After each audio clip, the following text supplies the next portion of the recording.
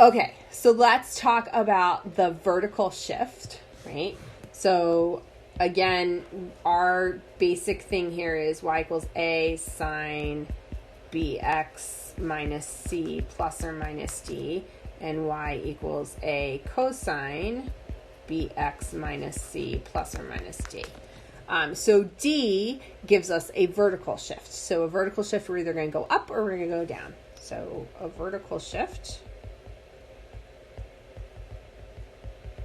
So we're talking about shifting up or down by d. If d is positive, we're going to go up. If d is negative, we're going to go down. So for example, if I had y equals sine x plus 3. So notice the x plus, the plus 3 is not inside of parentheses, okay? If I had a set of parentheses around the x plus 3, then it would be, you're talking about a c. But because the plus 3 is hanging out here all by itself, not inside a parenthesis, this is d. So again, if I start with the generic sine function,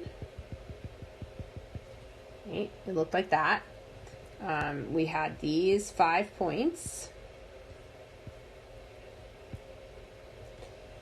And I didn't change the amplitude in this problem, so it is still between 1 at the top and minus 1 here at the bottom. And I probably, so again, I know this is not like super fair game since I can just pull my graph down and you guys can't exactly do that on your paper. But I need it a little bit taller. Again, if you didn't play with the period, if the period of the sine function or the cosine function doesn't change at all, then the period is 2 pi long. And so half of 2 pi, it would end up being pi. You can either memorize these or you're going to do these original ones a lot. Half of that would be pi over 2. And this point here, we talked about how it was 3 pi over 2. So those are the basic, for just the generic sine and cosine, those are the 4 chunks on the x-axis. And so all we're going to do is we're going to take this graph and we're going to move the whole entire graph up 3 spots. So if I kind of draw some things here. So one of the things when I move a graph up, one of the things I do is so there's the horizontal axis here, right? This represents it's kind of the part of the graph that is the sine function oscillates along this line. So I usually actually draw that line up first to help myself. So that line used to be at 0, so that line is going to come up now to 3. So we're going to make a graph that's centered along that dotted line. In Alex is not, I don't believe, going to ask you for that dotted line. It's just something I do when I'm writing it on a piece of paper to like visually cue myself, oh, my sine function is now going to go along this straight line. And then each of these points is just going to move up 3. So this first point here, it moves up 1, 2, 3 to here. This point is going to move up 3 spots to 4. This point is going to move up 3 spots. This point down here, 1, 2, 3 spots. And finally, this point's going to move up 1, 2, 3 spots. And you have that pink graph up there.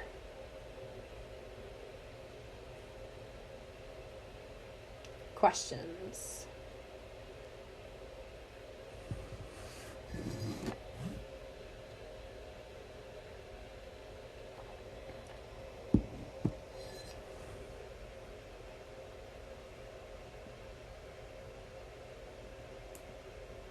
No.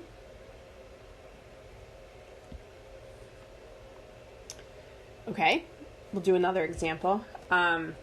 Sometimes Alex writes a vertical shift this way, and it kind of trips people up a little bit. So, whoops.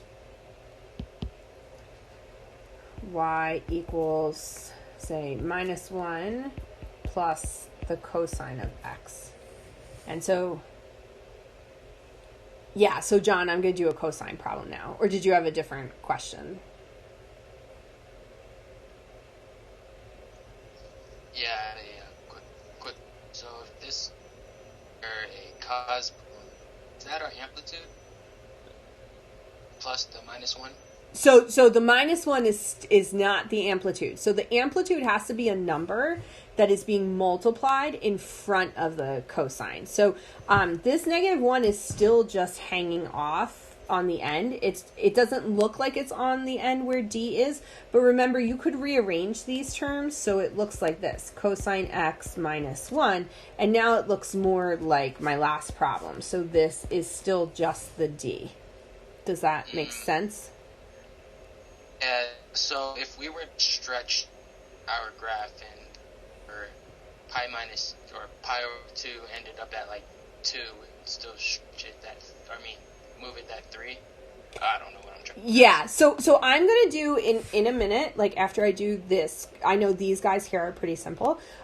We're going to do a couple problems where we put a lot of stuff all together and do a bunch of moving pieces, if that makes sense. So you can have graphs where you stretch, where you you change the amplitude, you stretch stuff, you move stuff, you have it where you can do it all. And so we're going to do some of them.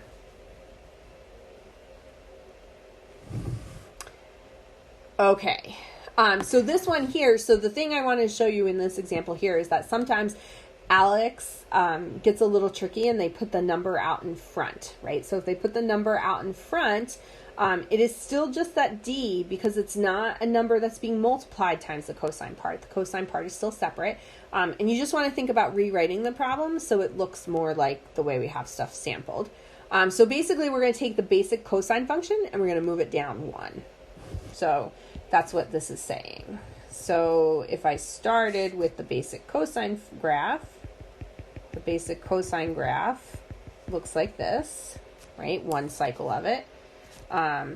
Again, it's as tall as 1 and as low as -1. And again, we have these 5 key spots.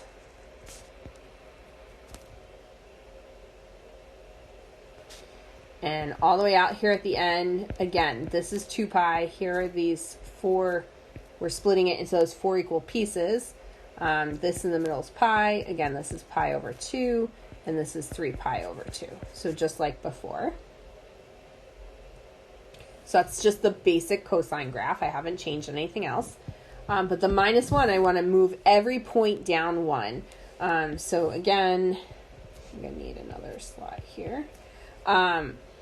The first thing I do is I kind of think about moving that horizontal line down. So that horizontal line is going to move down to here. And then each of these points is going to move down 1. So this point's going to go down 1. This point's going to go down 1. This point's going to go down 1. This point is going to go down 1. And this point is going to go down 1.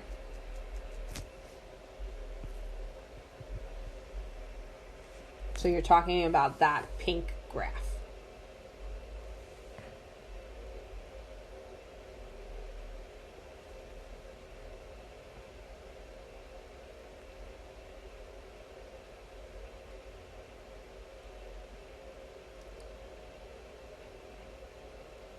Questions?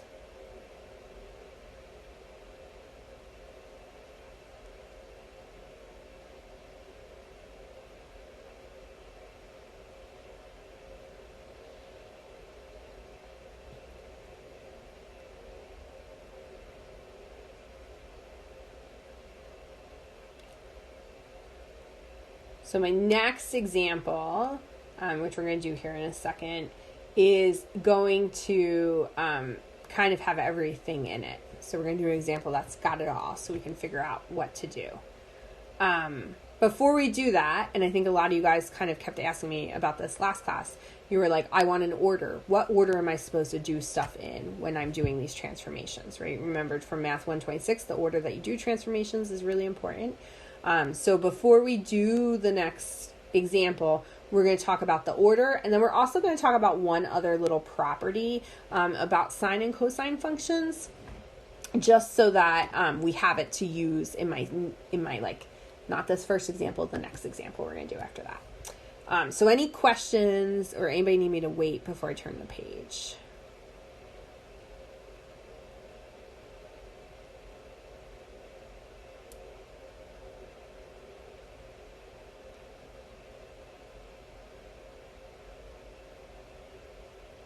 No. Okay. All right, so let's first talk about the order of the transformations. So order of trig transformations.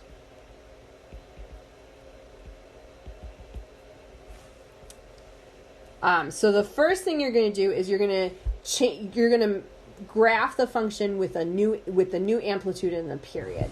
So the first thing that you're dealing with changing is the amplitude and period. So any changes to the amplitude period, that's what we're going to do first. The second thing we'll do is we'll do a vertical reflection. So reflection. So I should put vertical.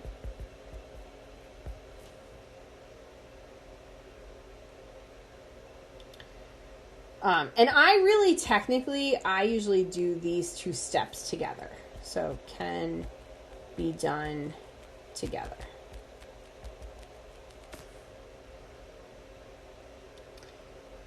Then the next thing you're going to do is you're going to do the phase shift. And then finally, the fourth thing you're going to do is you're going to do the vertical shift.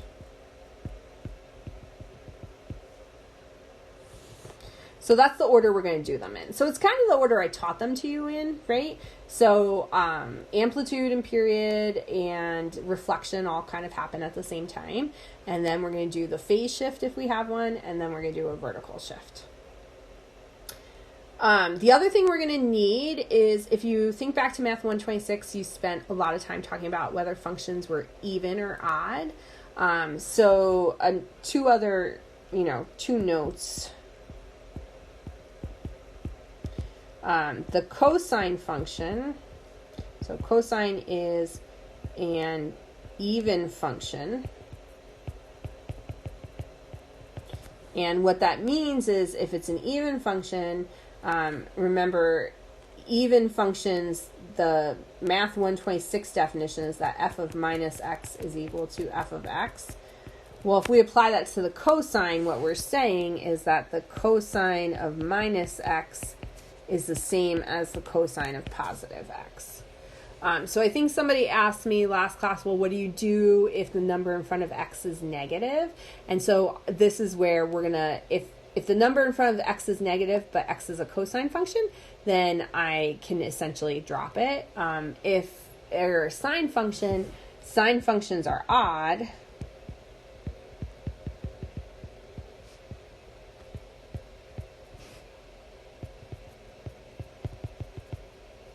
Which means the sine of negative x is negative sine x. And so we're going to use this to graph something here in a minute. So questions before I do my next two examples.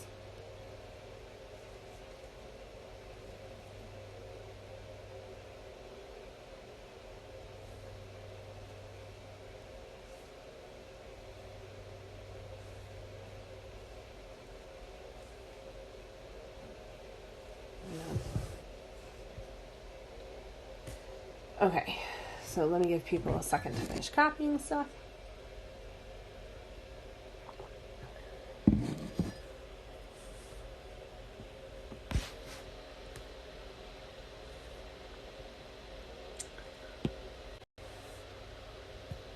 So sketch a graph of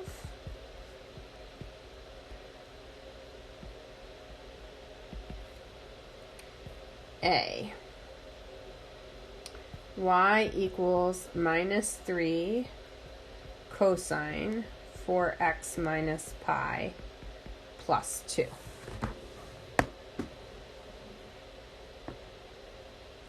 So this graph kind of has it all, right? My A here is negative 3. My B is the 4. I do have a minus, right? So that's good. So this is my C. And then this plus 2 here is my D. So I kind of have a little bit of everything going on.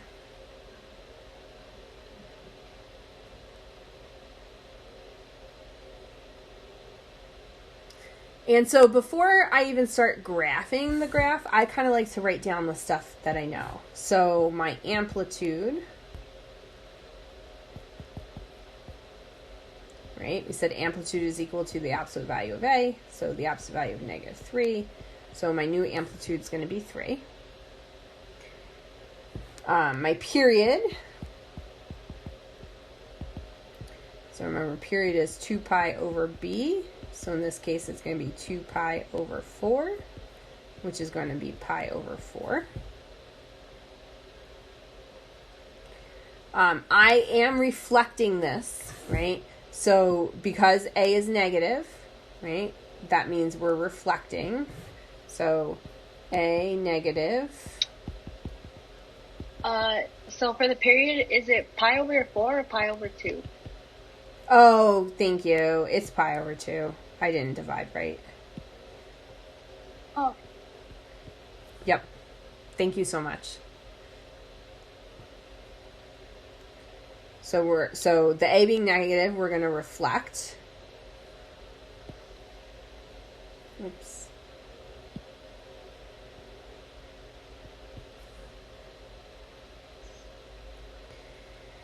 And then for the period, oh, sorry. No, go ahead. For the period, is the preset always 2 pi over B? It's always 2 pi over B. Yep. Okay, thank you. No problem. Other questions?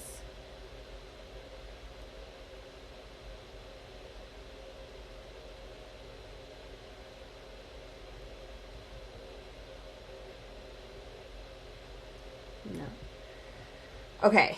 So I've got the amplitude, I've got the period. We know it's negative, so we're going to have to reflect it. We are also the phase shift. So the phase shift, remember, is C over B. So C is pi, B is 4, so pi over 4. And then in this case, we have a vertical shift. So we're going to, the vertical shift in this case is up 2.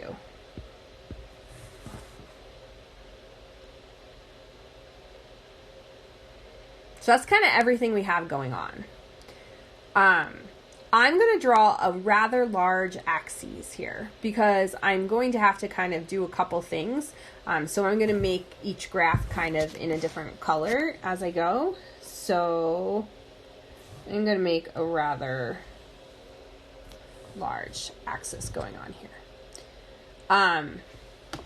If you remember, I'm going to put it up here. So we're starting with a cosine function, right? So remember the general shape of the cosine function looks like this. But if you think about it, the very first thing I'm going to do is I'm going to draw the function that has the new amplitude, the new period, and the new reflection. So I will make that pink. So I do the reflection right away when I draw the very first time. So rather than draw my graph that looks like this, I'm going to reflect it. So think about flipping it over the x-axis. So the graph we're starting with, that cosine graph, basically looks like this, right? And it has those 5 key points are these 5 points. And since my amplitude is 3, this is 3 tall 3 low, so I can kind of tick off my axes here. And then remember, my period we said was pi over 2. So I know that end spot out there is pi over 2. So questions on that first graph that I drew there at all?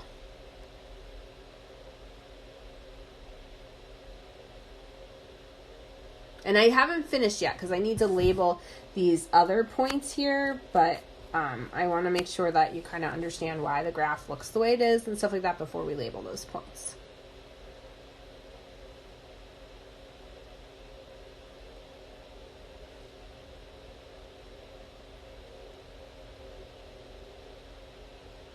No questions?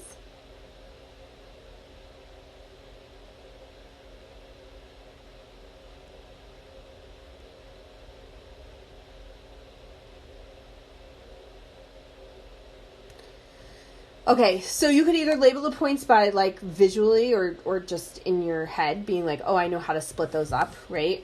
Which I do, but I'm going to show you where these points come from here in a minute. But generally in my head, the way I think about it is, oh, half of pi over 2 would be pi over 4. Another half of pi over 4 would be pi over 8. And so then in my head, I think about, okay, well, I have 1 pi over 8, 2 pi over 8s. So this next spot here is going to be 3 pi over 8. The other way to get all those numbers would be to say, okay, well, I have 1/4 of p, right? So I have 1/4 of pi over 2. That gives me pi over 8. That's how I get the first spot. The second one comes from 1/2 of p. So 1/2 of pi over 2 gives me pi over 4, which is exactly what I got for the second spot. And then 3/4 of p is going to be 3/4 of pi over 2, which is going to be 3 pi over 8. So there's that third spot. Right? So I don't care how you do it. You could either do it in your head or you could do it out. We are going to be shifting. We're shifting to the right by pi over 4, which means I'm going to need some more tick marks going out. That's another thing where if you notice, whatever your first tick mark is, that's telling you how long each of your chunks of the axis are. So this first one here is pi over 8. So I have 1 pi over 8, 2 pi over 8s, 3 pi over 8s, 4 pi over 8s. The next spot here would be 5 pi over 8, 6 pi over 8s, 7 pi over 8s, and you can keep going, 8 pi over 8s. You can go out as far as you need. That's going to be more than enough for us. But basically all I'm doing is counting. That first thing is a pi over 8, so everything is basically a multiple of pi over 8. Some of these that I just wrote, you could simplify if you wanted to, right? Like 8 pi over 8, this is the same thing as just pi. Or 6 pi over 8 is the same thing as 3 pi over 4. So you could simplify them if you want. You don't have to. Either way is fine by me.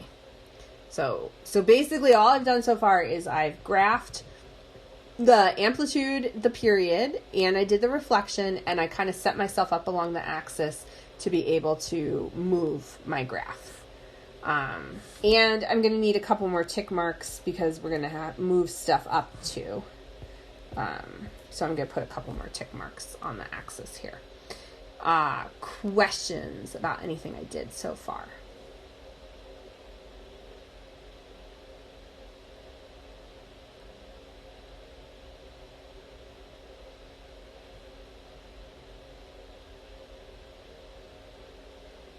Okay, so you technically can do all of these same transformations to tangent, cosecant, secant, cotangent graphs. We don't.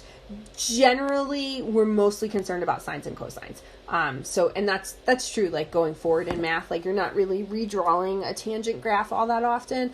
Tangent might be the only other one you might sometimes see. But so we focus on sines and cosines. It's not like, oh, Dr. Gorman just picked, we're not going to do Dr. Gorman just picked, and she's only teaching us sines and cosines. It's really because sines and cosines is what you need to be able to have a good working knowledge of to help you in future classes, right? If you think about in general the way the world is today, right, it's very easy to get a graph of something. You can go to Wolfram Alpha, you can go on the internet, you can go on your download a graphing calculator app on your phone. So we don't really need to graph these things by hand, but the reason we are spending some time graphing sines and cosines by hand is because understanding how the period works on a sine and cosine function, understanding the amplitude and the phase shift and stuff like that, will actually set you up to help you out, especially if you go and take Calc 2. So in Calc 2, a lot of this stuff kind of comes back again, and so that's where it's kind of important to know about it. Does that help, Liana? Oh, okay. So yeah, and I'm going to talk about the test. And so for the other graphs, so you have to know the basic shape of just the tangent x graph, the cosecant x graph, the secant x graph, and the cotangent graph. We're going to either get to them. If we don't get to them today, I'll just take a couple minutes next Wednesday and go over them real quick. But you just have to know the basic shapes. So you just have to know the basic graph of those. We're not doing anything crazy with any of those.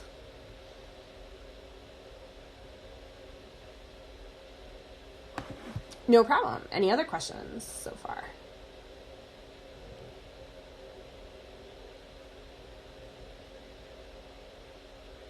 No. Okay.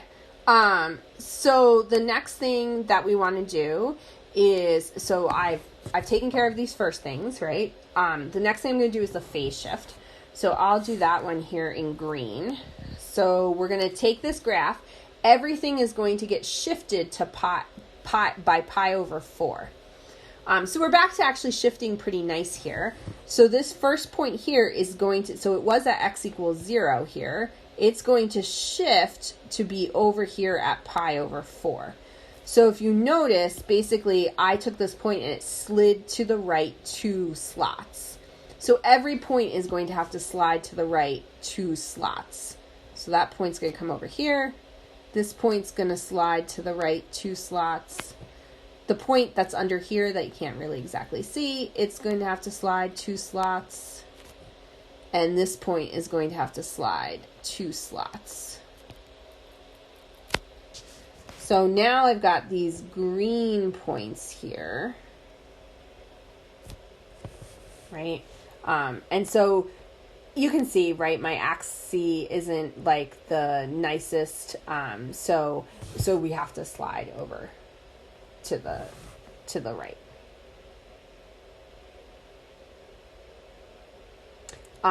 So my shape gets a little distorted. It's okay as long as you know the basic shape, as long as it kind of looks roughly like a cosine function, it's all fine. Questions on that part. So I just took everything and I slid it to the right by pi over 4.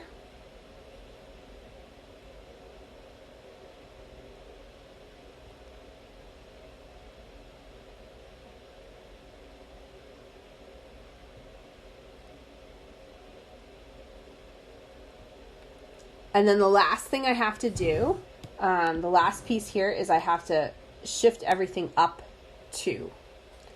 So each of these green dots now. So now I'm done with the pink graph. I don't have to worry about it anymore. Now I'm working off of my green graph.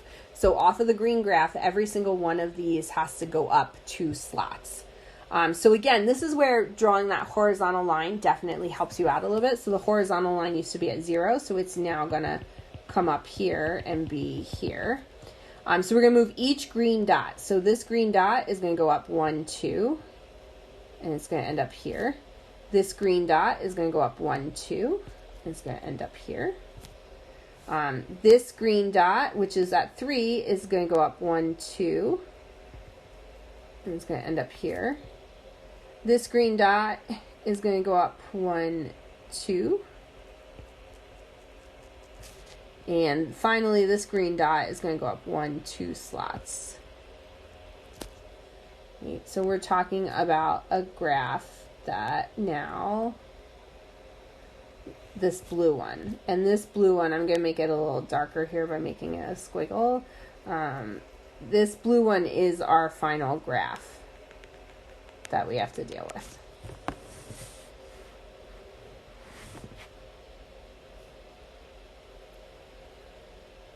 Okay, so wait a minute. So let's see. So Leanna asked, Leanna asked, why do you always have to go up from the 3? Why we don't go up from the 3? So you always have to go up from the 0. You have to go each of the points. Each of those green points gets slid up 2 slots. Does that help, John?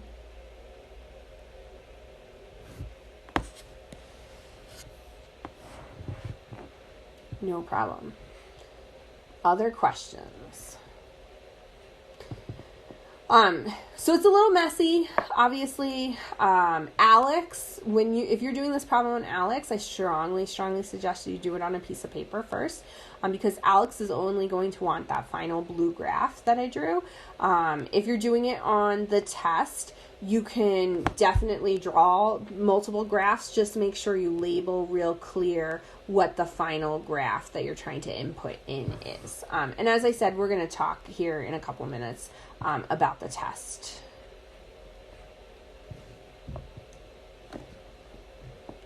So, questions?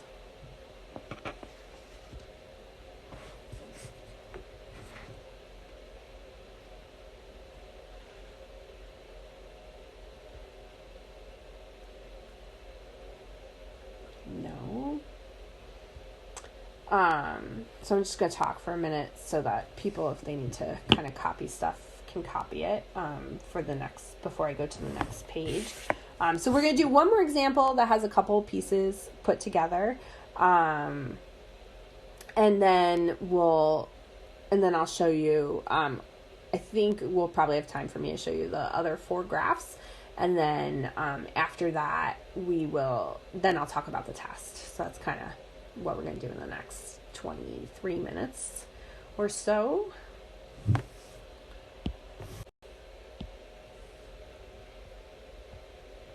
Y equals minus 4 sine of minus 3x minus 2.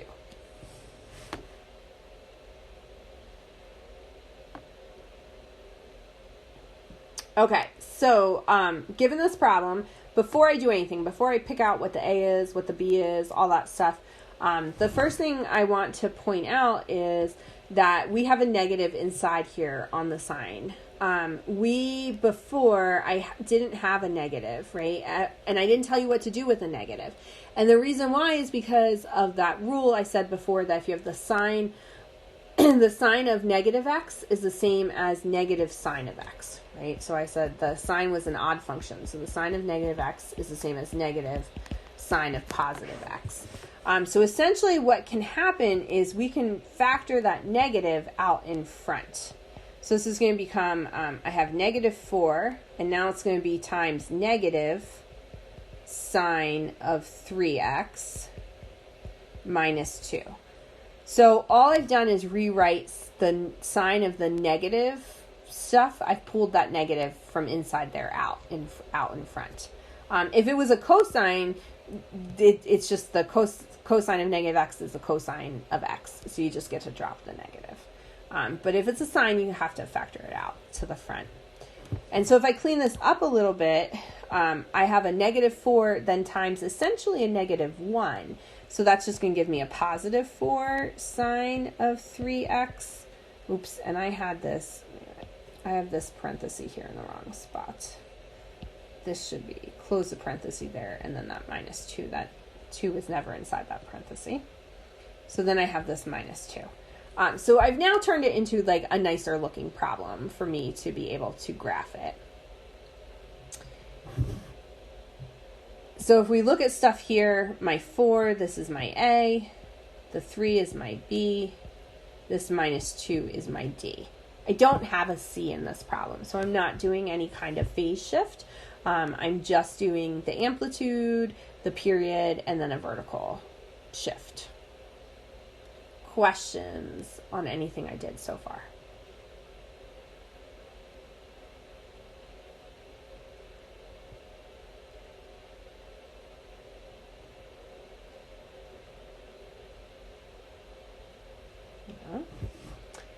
Okay, So my amplitude, just like before, absolute value of A, absolute value of 4, which is just 4. My period, just like before, it's 2 pi over B, so it's going to be 2 pi over 3. And then I'm going to go, at the end, we have to move the whole entire graph down 2, right? That minus 2 is telling us we need to move everything down 2.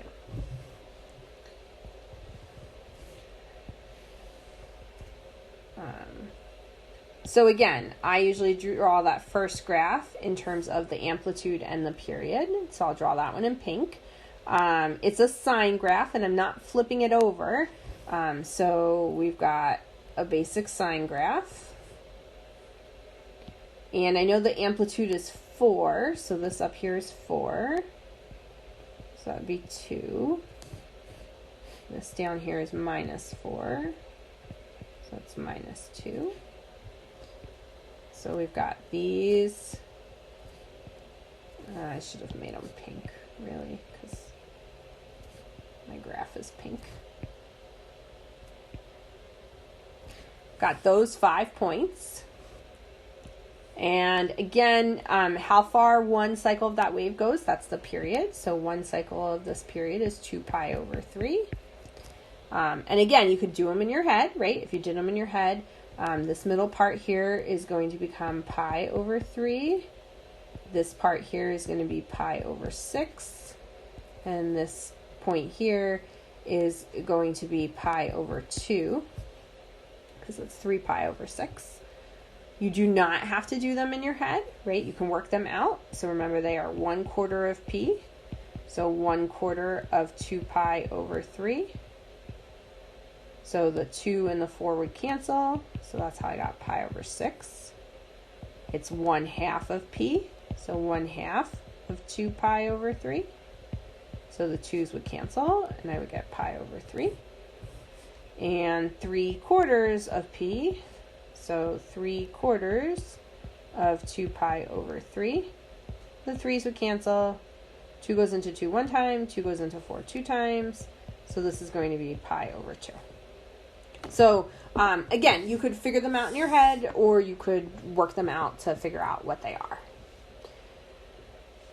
So I've taken care of the amplitude. I took care of the period. The only other thing to do is to move everything down 2. So again, that horizontal line comes down 2. And then each point down 2 goes down 2. Down 2. This point, oh, I need some more. Minus 6. Minus 8.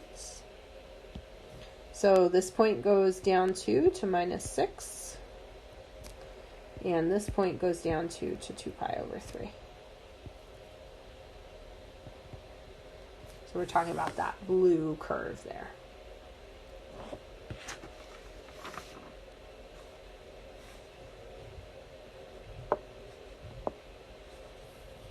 Questions?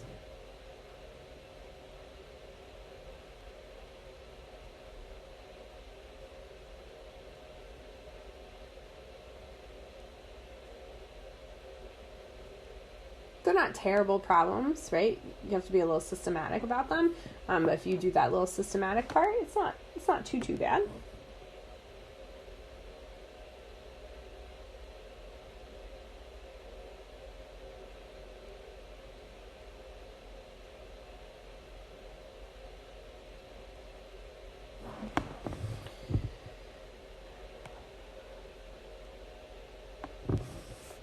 Questions?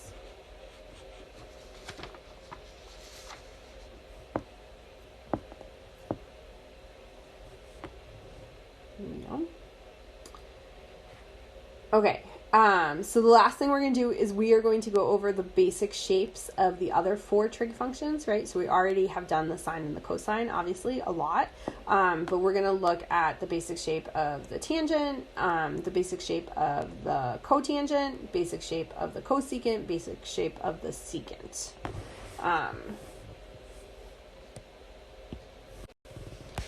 Okay. So if you're talking about y equals the tangent of x, right? So remember that the tangent is from when we're drawing the tangent on the unit circle, or finding the tangent from the unit circle, tangent is y over x. So anywhere x would be 0, or the other way to think about it, y over x is its sine over cosine. So any place where the cosine is 0, the tangent is going to be undefined. So the tangent actually has a bunch of asymptotes running in it.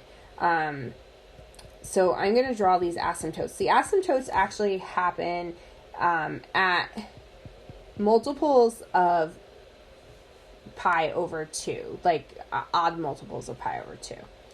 So at pi over 2, at 3 pi over 2, same thing if you went backwards this way, minus pi over 2, minus 3 pi over 2, and it keeps going forever, right? So, you know, my graph obviously isn't going to draw forever, but it does keep going forever. So the way the tangent function looks is the following. So I'll draw it here in blue. So it looks like this. It cuts through here at 0.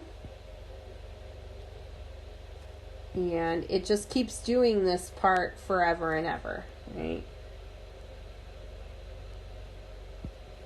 So it's kind of like this lazy sort of like curve. These places where it crosses the axis, these are the multiples of pi. So this is pi. This here would be 2 pi. This is 0. This here is minus pi. So that is the basic shape of the tangent graph. So on the test review, you'll see that I ask about graphing it. So in terms of tangent, you have to know what the tangent looks like. So you either have to be able to graph it or you have to be able to identify it.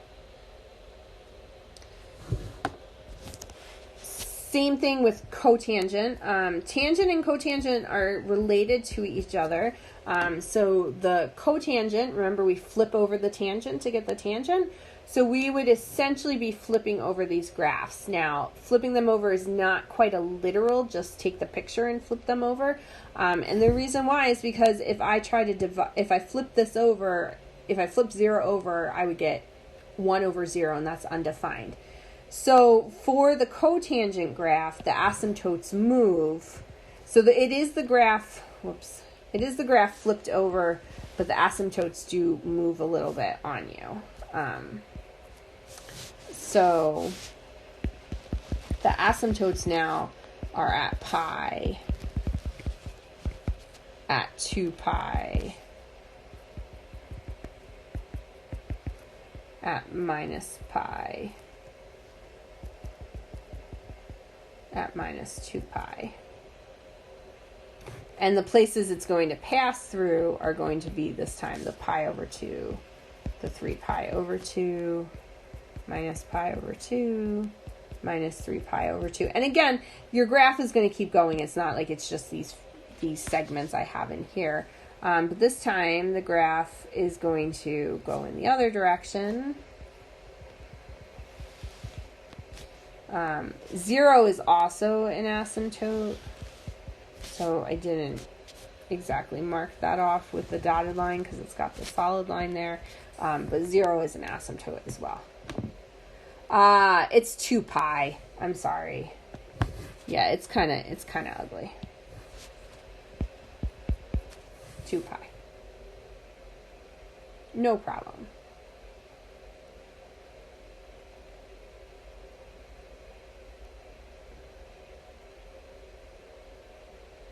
Other questions?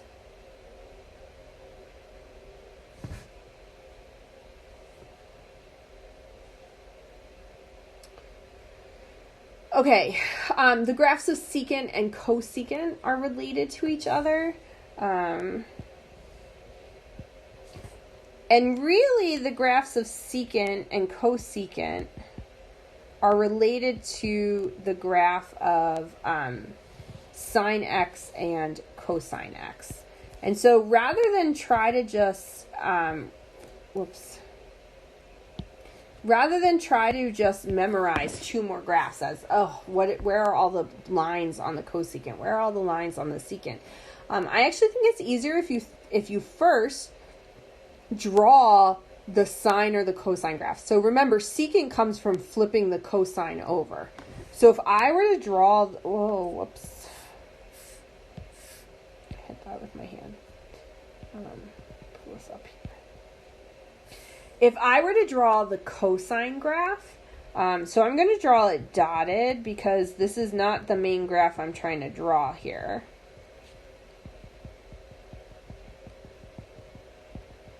But if you remember, this is what the cosine graph looked like, right? And cosecant is 1 over sine, so same thing we're going to draw. If I drew the sine graph,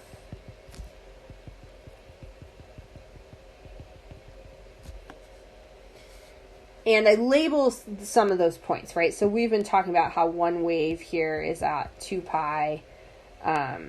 This here is on the cosine, this is pi. This is pi over 2. This is 3 pi over 2. Same thing here on the sine, right? Here is 2 pi. Here is pi. Here is pi over 2. Here is 3 pi over 2.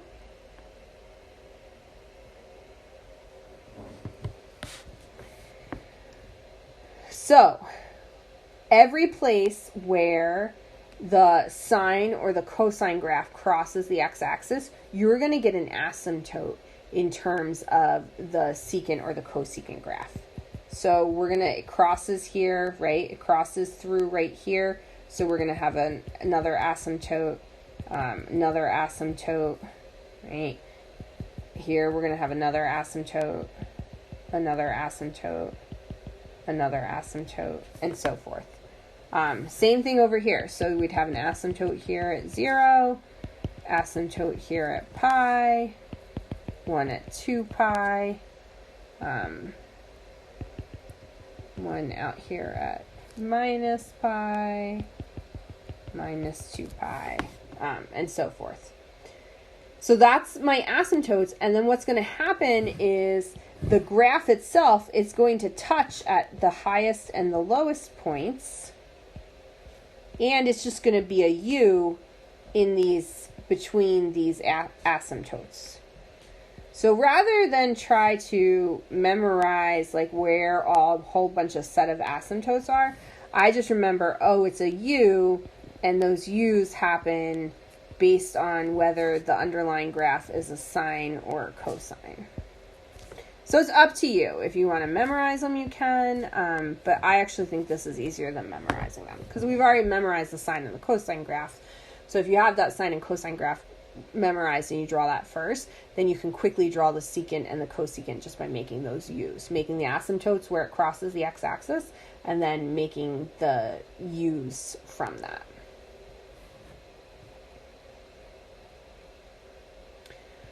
And I have here, I mean, you guys probably can't see this, but I have here a nifty, nice little sheet that actually has all this stuff written down on it. And I will post this to the handout page in Canvas after class. So before the day is done, I'll put this up here. So if you're like, my graphs look terrible, or I didn't really get all those points and stuff like that, I have a nice sheet that has it all written down on there for you. So I will definitely post that for you so that you can see it. And if you want to, print off a sheet of it, you can do that. Questions? So again, the only things you have to remember are basically what these four shapes look like, be able to identify them or sketch me a rough graph like this. We're not going to do anything else with the tangent, the cotangent, the secant, or the cosecant graph. So all the stuff with moving and stretching and all that, we're only doing with the sines and the cosines. So any other questions? I'm going to talk about the test here before we go.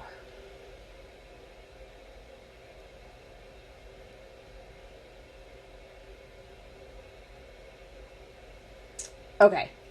So real quick, one thing you may have noticed in Alex, you may have been like, wait, I thought there were more topics due on Friday, and now there's only 4 topics due on Friday, and that is because I pushed all the graphing topics, so they're not due until next Friday. I did that since we didn't finish all the graphing last class to give you enough time to be able to look at the stuff and go through it. So all the graphing topics are not due until next Friday. So there's stuff due this Friday, and then there's stuff due next Friday.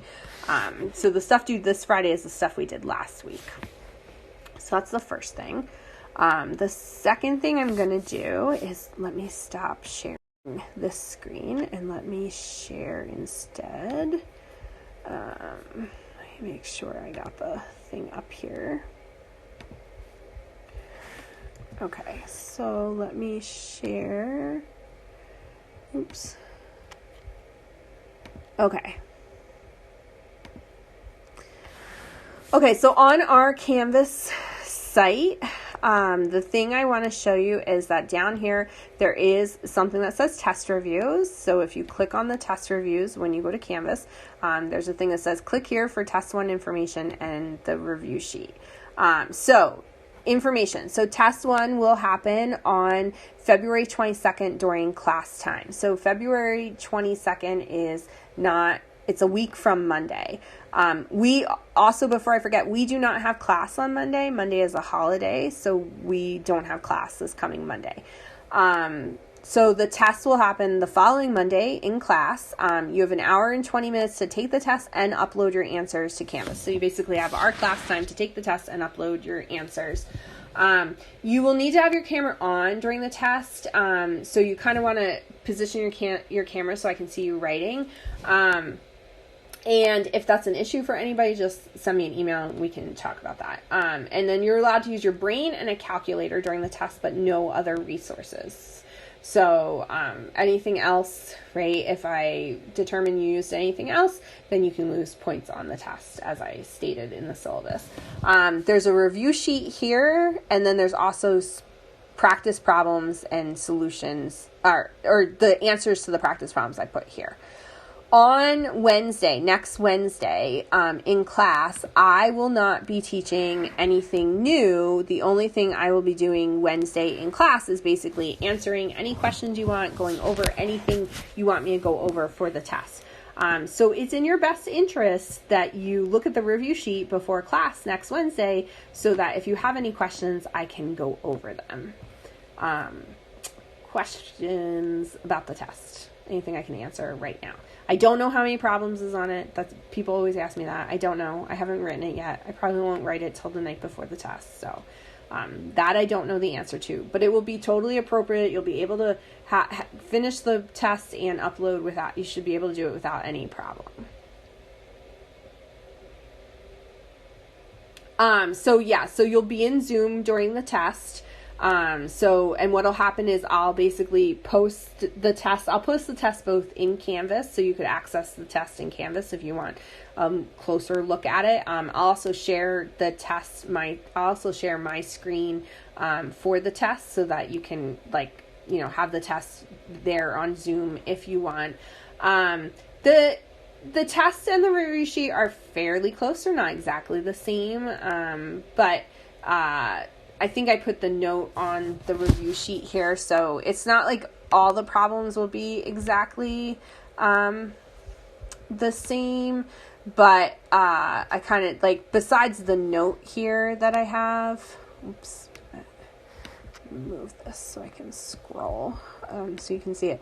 So I have a note here, right, that the practice problems I put below don't ask for explanations in words of what you're doing. However, on the test, I might do that, right? And part of that is, there will be problems on the test that I can tell if you're using other resources or not. And so a problem where I ask you to explain something, right, is harder for you to use a resource on. Also, you can use your calculator, right? But if I ask for find the exact value of the sine of 30 degrees and you give me a decimal, you're not going to get any credit for that.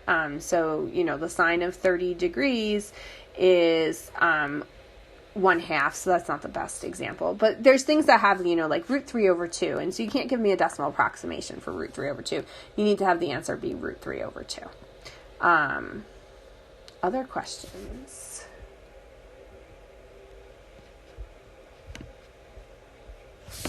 Keep losing the chat. Yeah, so once you finish the test, right, so what'll happen is once you finish the test, you'll tell me, so you'll send me a private chat in Zoom to let me know, oh, I'm done with the test, and therefore I will, like I'm done with the test, so I'll send it, you'll send me a private chat, I'm done with the test, you can take out your phone, you can take pictures and upload it that way. Yeah, not a problem. And yes, John, I do have office hours today, starting at 3:30 through the office hours link on Canvas. So it's just in a different Zoom room. Other questions?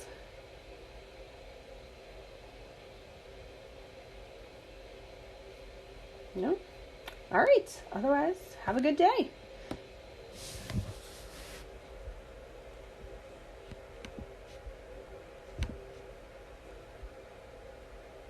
No problem. You too.